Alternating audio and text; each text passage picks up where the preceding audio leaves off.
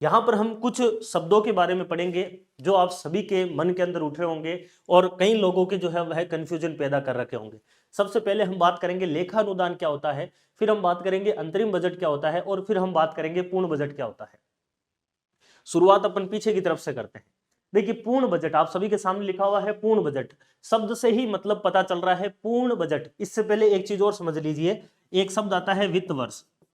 वैसे तो मैंने पिछली क्लासों के अंदर बहुत आपको बता रखा है वित्त वर्ष का मतलब क्या होता है। वित्त वर्ष का मतलब होता है 1 अप्रैल से लेकर 31 मार्च तक का जो टाइम होता है, यानी कि 1 अप्रैल जैसे मान लीजिए 2024 का 1 अप्रैल, 31 मार्च 2025 का 31 मार्च, इसको कहा जाता है वित्त वर्ष। तो पूर्ण बजट का मतलब होता है जब कोई बजट यानी कि सरकार के द्वारा आने वाले वित्त वर्ष के लिए पूरे के पूरे वित्त वर्ष के लिए क्या लेके आया जाता है, आय और व्यय का विवरण, जिसको अपन वार्षिक वित्तीय विवरण भी कहते हैं। अगर सरकार के द्वारा पूरे के पूरे वित्त वर्ष के लिए आने वाले वित्त वर्ष के लिए अगर जो है आय और व्यय का विवरण दिया जाता है तो उसे कहा जाता है पूर्ण बजट। यानी कि पूर्ण बजट की अगर हम बात करें तो यह पूरे के पूरे वित्त वर्ष के लिए होता है। सबसे इंपॉर्टेंट चीज क्या है कि पूर्ण बजट जो है यह पूरे वित्त वर्ष के लिए होता है, आने वाले के लिए। दूसरी चीज, पूर्ण बजट जब भी आता है तो पूर्ण बजट की अगर हम बात करें तो पूर्ण बजट जो है इसमें सरकार के द्वारा विभिन्न नीतियां लेकर आई जाती है, विभिन्न योजनाओं की सरकार घोषणा करती है और कर से संबंधित भी जो आपके अपडेट है वो इसमें किए जाते हैं।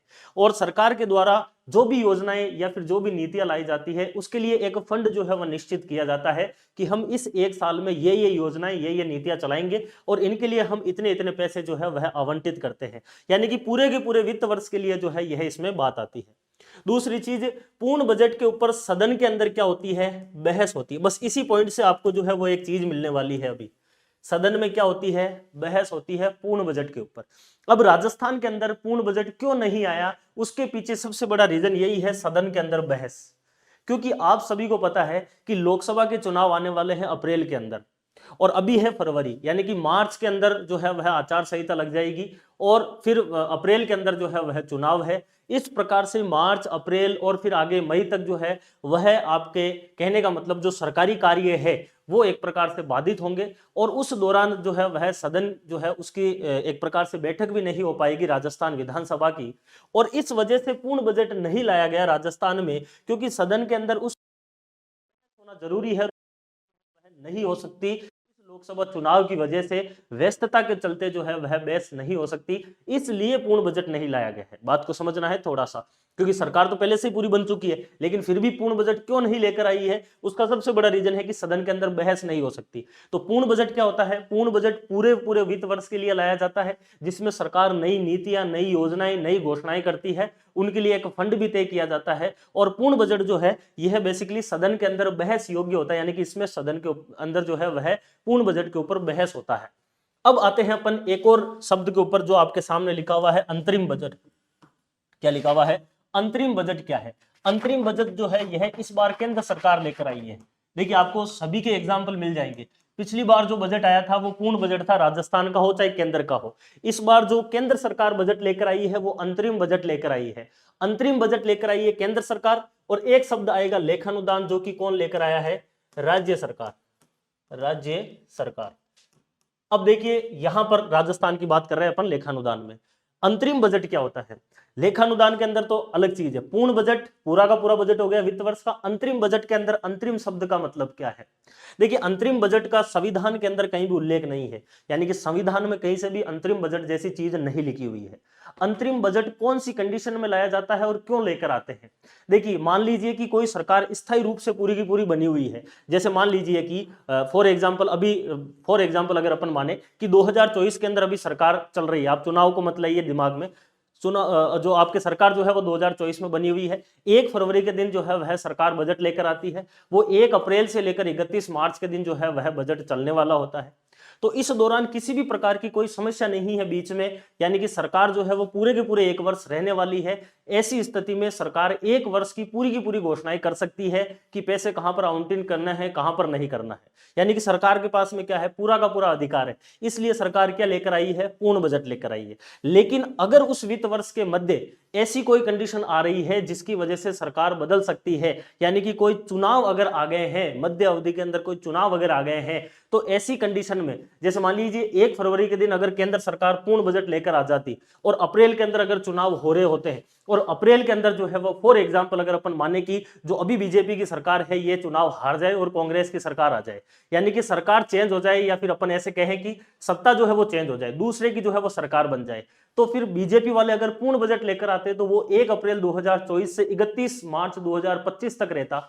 और 1 अप्रैल के बाद में अगर चुनाव होते, अप्रैल में चुनाव है, और अगर नई सरकार आ जाती तो फिर वो नई सरकार जो है वह बीजेपी के जो एक प्रकार से अनुदान लिए गए हैं या फिर जो योजनाएं घोषणा कर रखी है उनको वो नई वाली सरकार क्यों चलाएगी, वो तो अपने हिसाब से चलेगी।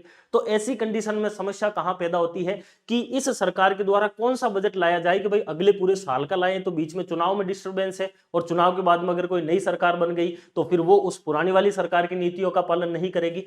ऐसी कंडीशन में एक चीज निकल कर आती है जिसको कहा जाता है अंतरिम बजट। अब अंतरिम बजट का संविधान में कहीं भी उल्लेख नहीं है। अंतरिम बजट जो है यह सामान्य रूप से कब लाया जाता है, जिस वर्ष चुनावी वर्ष हो उस वर्ष के दिन जो है वह अंतरिम बजट लाया जाता है। अंतरिम बजट की अगर हम बात करें, अब इसकी थोड़ी सी कंडीशनें सुन लीजिए। जैसे इस बार केंद्र सरकार 1 फरवरी को अंतरिम बजट लेकर आती है और अप्रैल के अंदर जो है वो चुनाव है, तो फरवरी, मार्च और अप्रैल जब तक नई सरकार ना बने तब तक जो जो आपके खर्चे होने वाले हैं सरकार के, उन खर्चों को एक प्रकार से दिखाने के लिए या फिर उनके लिए जो है वह अंतरिम बजट जो है वह लाया जाता है। अंतरिम बजट जो है वो मुख्य रूप से लोक लुभावन जो है वह इसमें घोषणाएं नहीं की जाती है, यानी अंतरिम बजट में कोई बड़ी घोषणा नहीं करते हैं, क्योंकि अगले 2-3 महीने के लिए ही वो बजट चलने वाला है और उसके लिए जो है वो फंड वगैरह लेना और योजनाओं को जो है वह एक प्रकार से इंप्लीमेंट करना थोड़ा सा मुश्किल होता है। इसलिए इसके अंदर जो है वो लोक लुभावन जो घोषणाएं हैं ये नहीं होती है। अब अंतरिम बजट लाने के पीछे क्या रीजन है वो पूरा का पूरा मैंने आपको बता दिया है कि अंतरिम बजट इसलिए लाया जाता है। पहली चीज तो अंतरिम बजट चुनावी वर्ष में लाया जाता है और इसलिए लेकर आते हैं क्योंकि चुनाव के बाद में अगर सरकार चेंज हो गई तो वो अगले वाली जो नई सरकार है ये पुरानी सरकार की नीतियां या फिर योजनाओं का जो क्रियान्वयन है वो नहीं करेगी। इसलिए सैद्धांतिक रूप से या फिर अपन कह सकते हैं कि हमारे यहाँ पर एक परंपरा हो गई है, संविधान में कहीं उल्लेखित नहीं है लेकिन एक परंपरा हो गई है कि नई सरकार जो है वो खुद के लिए बजट अलग से लाएगी और पुरानी सरकार जब तक चुनाव नहीं हो जाते हैं तब तक के लिए एक छोटा सा बजट लेकर आएगी, 2 महीने, 4 महीने, 5 महीने के लिए, उसको कहा जाता है अंतरिम बजट।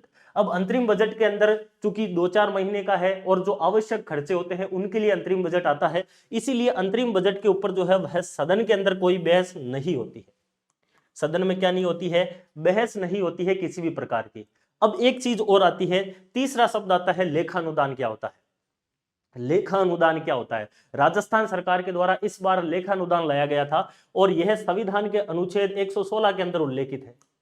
और अनुच्छेद 116 ये कहता है कि भारतीय संविधान के अनुच्छेद 116 के अनुसार कि किसी भी सरकार के द्वारा कुछ समय के लिए अगर कोई अग्रिम अनुदान अगर मांगा जाए, यानी कि पहले से ही कि हम जो है वह आने वाले टाइम के अंदर क्या करेंगे, कुछ खर्चे करने वाले हैं, इनके लिए हमें थोड़े से पैसे चाहिए, उसके लिए जो है वह अनुच्छेद 116 के तहत लेखानुदान दिया जाता है।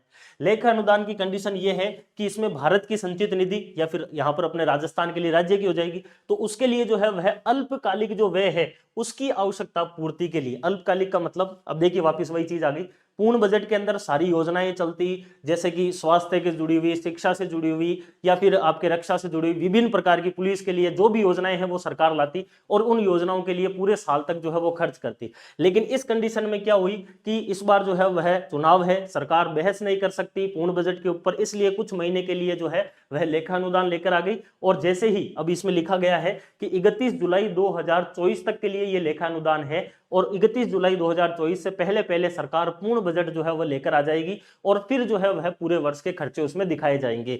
तो इसलिए यह क्या हो गया, कम समय के लिए लेकर आया गया है लेखानुदान। लेखानुदान चूंकि छोटे से समय के लिए, थोड़े समय के लिए होता है, इसलिए इसमें किसी भी प्रकार का कोई नीतिगत निर्णय जो है ये नहीं लिया जाता है, यानी कि कोई नई नीति या फिर नई योजनाएं जो है वह सरकार नहीं लेकर आती है और ना ही कोई अलग प्रकार के जो है वह कर वगैरह जो है ये भी नहीं घोषणा करती है। अब देखो इसके पीछे थोड़ा सा एक राजनीतिक कारण भी है। मान लीजिए कि अभी अगर राजस्थान की सरकार अगर पूर्ण बजट लेकर आ जाती फॉर एग्जाम्पल, और उसके अंदर कुछ ऐसी घोषणाएं कर देती सरकार कि जिसकी वजह से जनता जो है वो नाराज हो जाती। तो ऐसी कंडीशन में लोकसभा के चुनाव आ रहे हैं, और लोकसभा के चुनाव में केंद्र के अंदर जो आपके यहाँ की सत्ता है, यानी कि बीजेपी यहाँ पर है, केंद्र के अंदर बीजेपी है, तो यहाँ के किसी प्रकार के कोई घोषणा की वजह से अगर कर्मचारी या फिर मान लीजिए जैसे कि जनता जो है अगर ये नाराज हो जाती, तो केंद्र के चुनाव जो होने वाले हैं लोकसभा के, उसके अंदर जो है वो बीजेपी को नुकसान हो जाता। इसलिए पूर्ण बजट बीजेपी जो है वो नहीं लेकर आई है, ये इसका राजनीतिक कारण है। जैसे कि अपन कह सकते हैं ओपीएस जो है, ओल्ड पेंशन स्कीम, या फिर आरजीएस है, राजस्थान गवर्नमेंट हेल्थ स्कीम, इनको जो है परिवर्तित या फिर इनको खत्म करने की भी एक अंदर ही अंदर खबर चल रही है, लेकिन वो खबर क्या सत्य है क्या नहीं है ये पता चलेगा जब पूर्ण बजट आएगा। इस लेखानुदान के अंदर सरकार ने उसके साथ में कोई छेड़खानी नहीं की है, क्योंकि अगर छेड़खानी कर देती तो ऐसी कंडीशन में बीजेपी को जो है वह लोकसभा चुनाव में नुकसान हो सकता था, जो यहां पर आपको देखने को मिलता है। ठीक है, तो इसमें कोई नीतिगत निर्णय नहीं लिए जाते हैं लेखानुदान में। लेखानुदान जो है अगर सरकार जो है वह पूर्ण बजट नहीं ला सकती तो कुछ समय के लिए लेखानुदान लेकर आ सकती है, जो मैंने आपको बता ही दिया है। और सामान्यतः लेखानुदान, देखिए लेखानुदान सामान्यतः वह सरकार लेकर आती है जो सरकार आने वाले समय में पूर्ण बजट भी लेकर आएगी। तो सामान्यतः लेखानुदान लाने वाली सरकार ही पूर्ण बजट लेकर आती है आने वाले समय में। तो तीन चीजें आपके सामने आ गई। पहली चीज आई पूर्ण बजट। पूर्ण बजट का मतलब है पूरे वित्त वर्ष के लिए जो है वह आय और व्यय के लिए जो आपके वार्षिक वित्तीय विवरण लाया जाता है उसको कहा जाता है आपके पूर्ण बजट। पूर्ण बजट के अंदर जो है वह सदन के अंदर बहस नहीं बहस जो है वो होती है। दूसरा शब्द हमने पढ़ा अंतरिम बजट। चुनावी वर्ष के अंदर जो है वह अंतरिम बजट लाया जाता है। अंतरिम बजट का संविधान में कहीं उल्लेख नहीं है। अंतरिम बजट जो है ये लोक लुभावन नहीं होता है। साथ साथ में अंतरिम बजट के ऊपर सदन में कोई बहस नहीं होती है, क्योंकि अंतरिम बजट जो है वह चुनावी वर्ष में कुछ महीनों के लिए लेकर आया जाता है।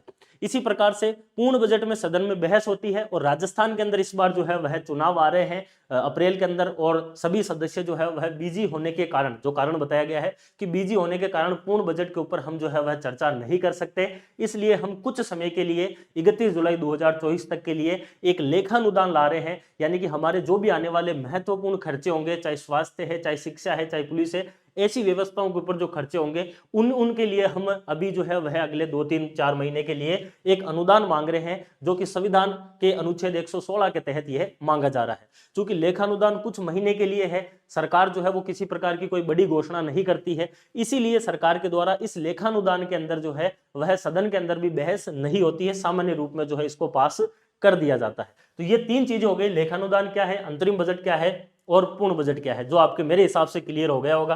राजस्थान का पूर्ण बजट कब आएगा? जुलाई 2024 के अंदर पूर्ण बजट देखने को मिल सकता है आपको।